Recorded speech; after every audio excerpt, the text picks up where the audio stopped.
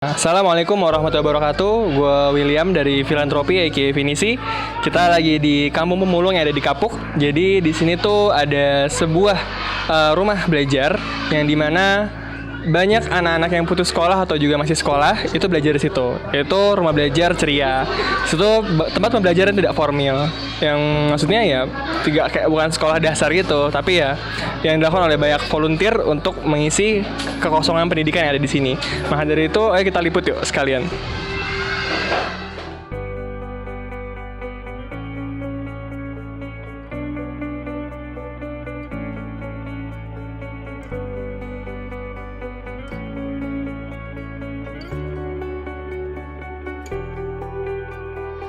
Nah, semuanya di sini saya akan mewawancara pengurus RBC yaitu Mbak Fani.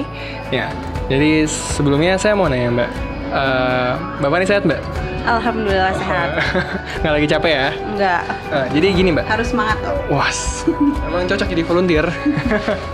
Jadi saya mau nanya Mbak, ini kan ada rumah belajar ceria ya di sini ya. Kenapa bisa milih di Kapuk ini Mbak? Kenapa? Kisahnya? Pertama sih berawal dari relawan MRI Jakarta Barat yang melihat kondisi anak-anak khususnya di Kampung Pemulung ini kondisinya sangat memprihatinkan dalam segi pendidikan.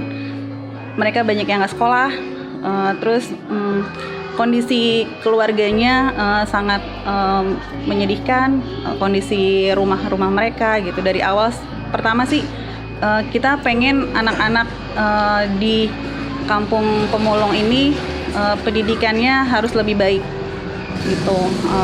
Jadi dengan adanya rumah belajar ceria ini membuat anak-anak tuh semangat belajarnya. Tuh. Kira kegiatannya apa aja Mbak ya? Untuk sementara ini sih kegiatan di rumah belajar ceria itu dia Sabtu Minggu. Khususnya Sabtu itu untuk pelajaran tematik umum dan minggunya itu agama.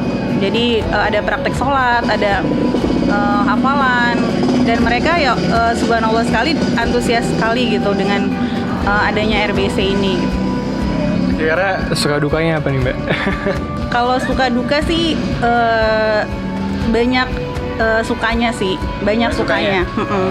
Dukanya enggak sih, dukanya enggak hampir menutupi gitu dari sukanya. Banyak ikhlas nih ngelakuin ini ya, nggak ngeluh ya. Semuanya pengajar-pengajar di sini luar biasa banget, ikhlas lillahi ta'ala. Di sini emang kebetulan ini tempat-tempatnya emang nggak terlalu luas Mbak ya, dan mungkin belum banyak terjamah ya.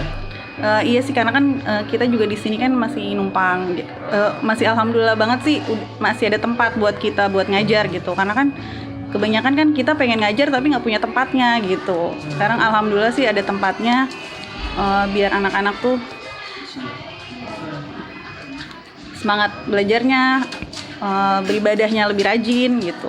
Itu merupakan semangat buat pengajar-pengajarnya juga.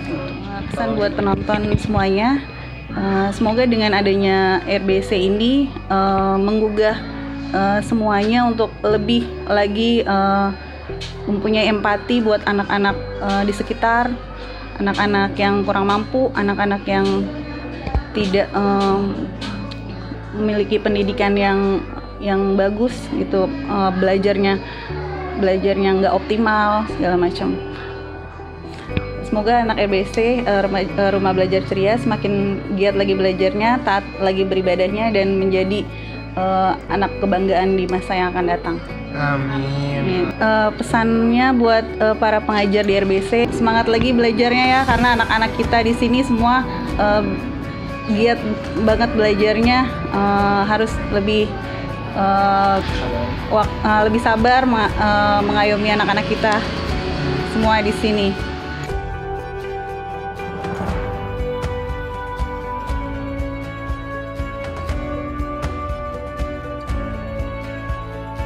Halo teman-teman, kita sekarang ketemu lagi dengan tiga kakak yang ngebantu di sini juga. Ada Kak Rere dari Sedekah Jariah, ada Kak Eri dari Filantropi, dan ada Bang Fat dari Improve. Nah, jadi saya mau nanya nih ke Bang Eri dulu lah ya. Silakan.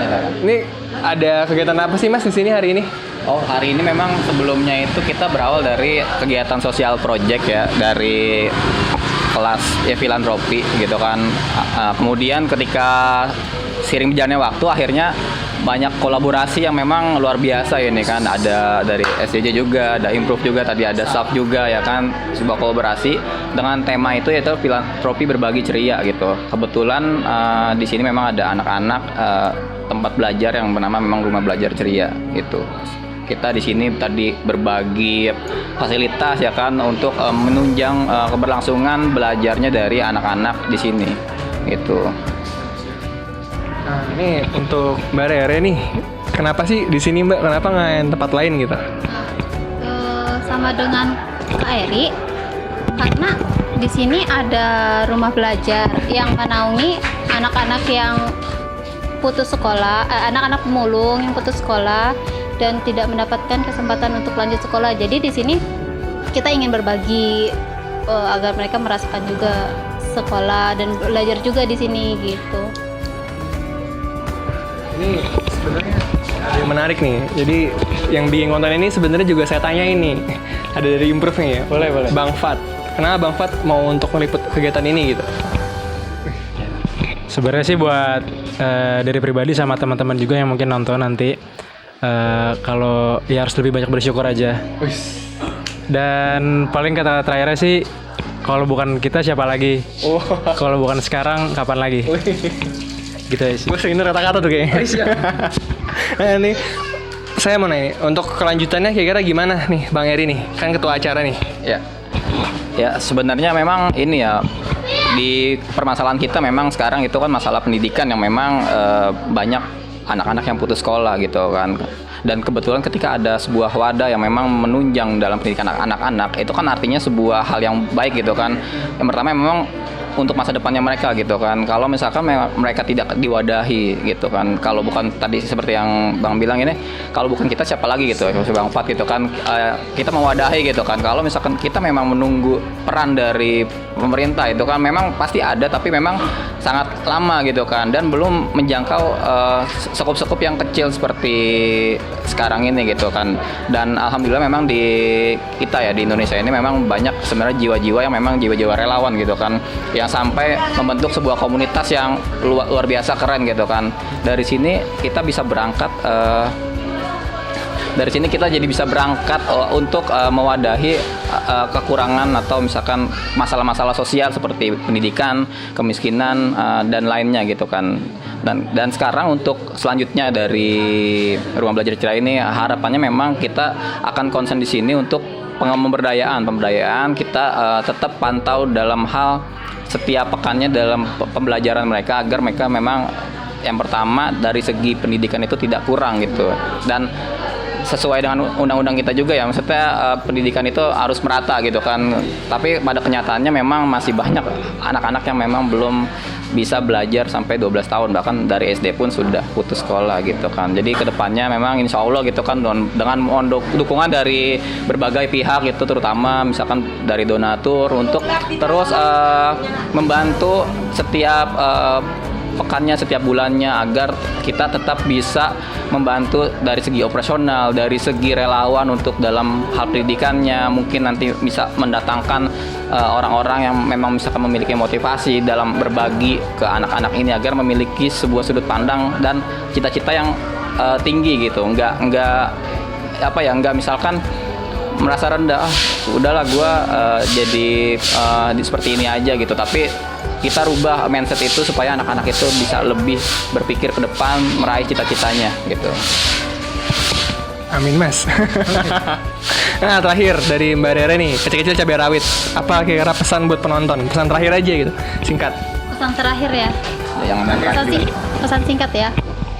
Sebenarnya untuk siapapun, kalau misalnya ada acara-acara, ikut aja deh untuk nambah pengalaman, tambah wawasan, juga untuk berbagi kepada sesama manusia yang membutuhkan gitu. Gitu aja sih. Kalau misalnya ada acara-acara, ikut aja deh. Kita bareng-bareng memajukan lingkungan, negara ataupun bangsa. Ya.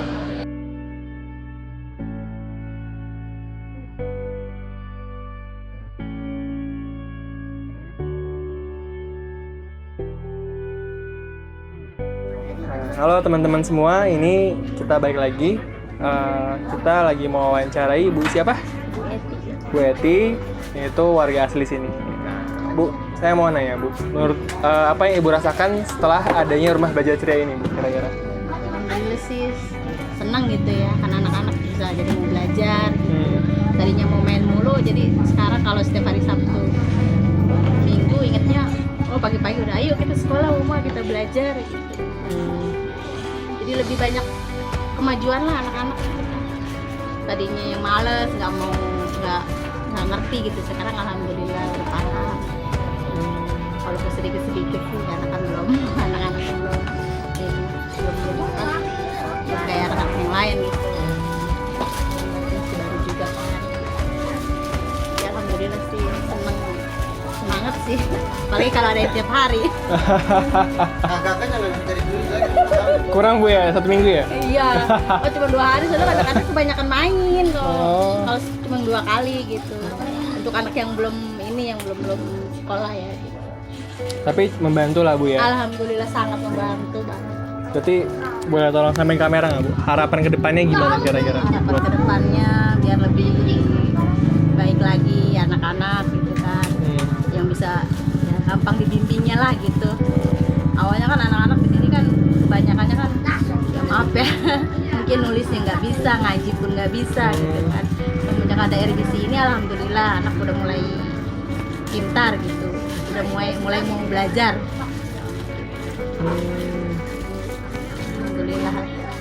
Tapi cukup puas lah Bu ya dengan apa yang ada. Alhamdulillah Ya? sangat puas. Alhamdulillah. Nah, sekarang juga ada kita satu lagi. Dari siapa namanya?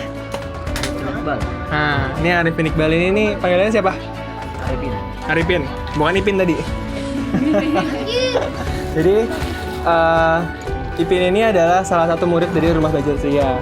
Nah, aku mau nanya nih, boleh nggak? Kira-kira seneng nggak sih ada rumah belajar ceria? Kenapa mau ikut rumah belajar ceria kira-kira? Ya, makanya daripada 1 minggu di rumah, pas mendingan belajar ketemu teman-teman. Wih, belajar apa aja emang di rumah belajar ceria? Ya kadang-kadang kalau setiap hari minggu ngaji, belajar, sholat, Udah hafal berapa surat? gimana sih? Wih. Insyaallah. Calon kori nih Kak. Amin. Jadi inilah salah satu dari murid RBC dan salah satu dari orang tua murid RBC. Jadi teman-teman bisa melihat bahwa dampak yang diberikan kita walaupun cuma kecil 1 minggu, tapi insya Allah akan berdampak baik ke depannya. Maka dari itu berikut laporan kami dari Kampung Kapuk. Terima kasih.